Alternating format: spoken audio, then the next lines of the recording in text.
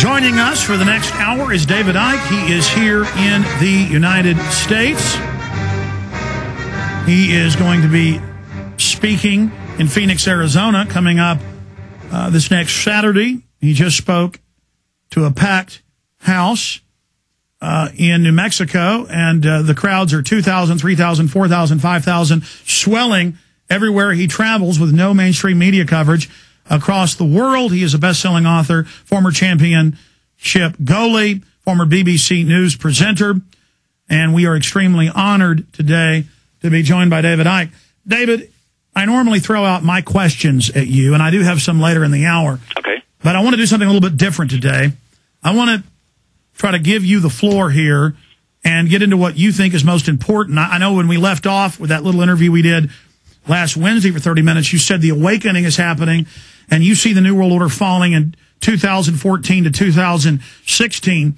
I agree with you that that's the window of when their fall will occur if we're able to cause the mass revelation or awakening. But later I would like you to get into that, or you get into that first, whatever is most important in David Icke's mind right now. Welcome.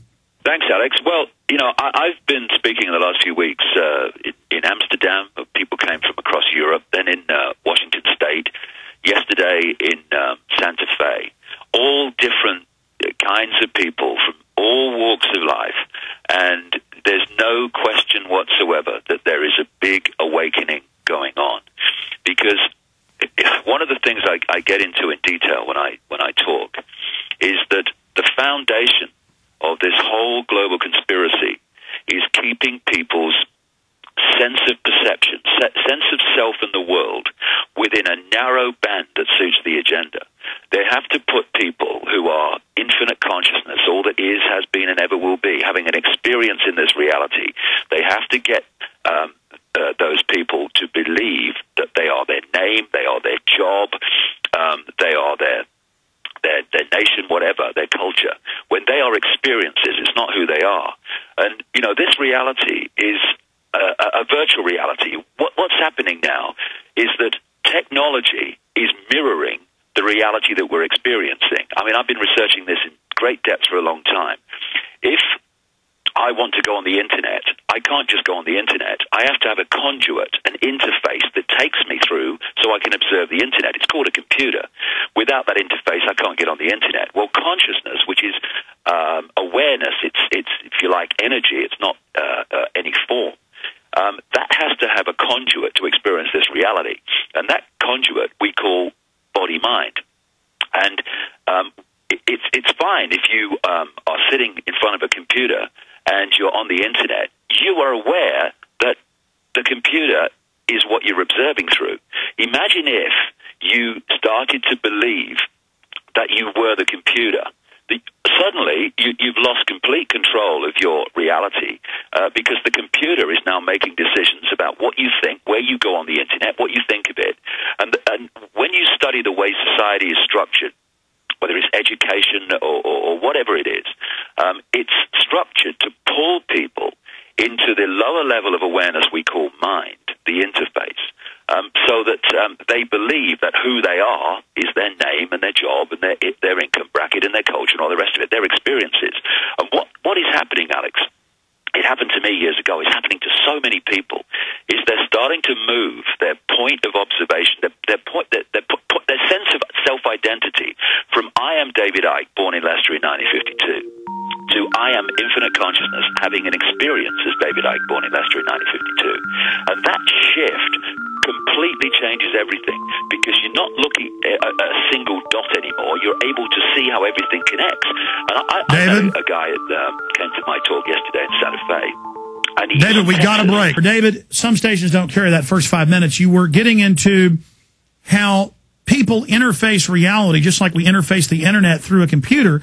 And then the system, the social engineers, they tend to try to engineer our mental focus onto just the computer itself, when really our larger mind and consciousness and who we are is accessing the computer, the five or the six senses.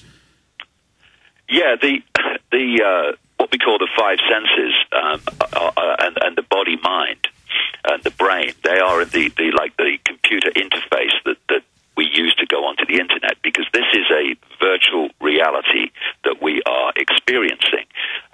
And really, it was only when I started to understand the nature of the reality we're experiencing that I could really grasp in a much greater way the nature of the conspiracy that we're experiencing.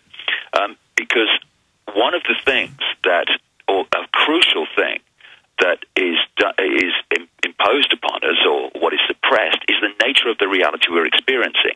You can go around the world now, and you can go 24/7 watching television channel after television channel, hundreds of them, thousands of them. When do you ever see a program or an article in any newspaper or magazine that is asking this question? What is the reality we're experiencing?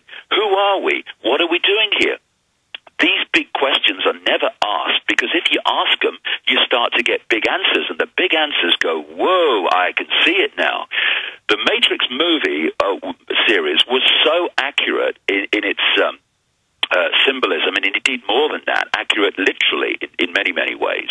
And when the Neo character said in a computer simulation, this isn't real, and the Morpheus character said, what is real?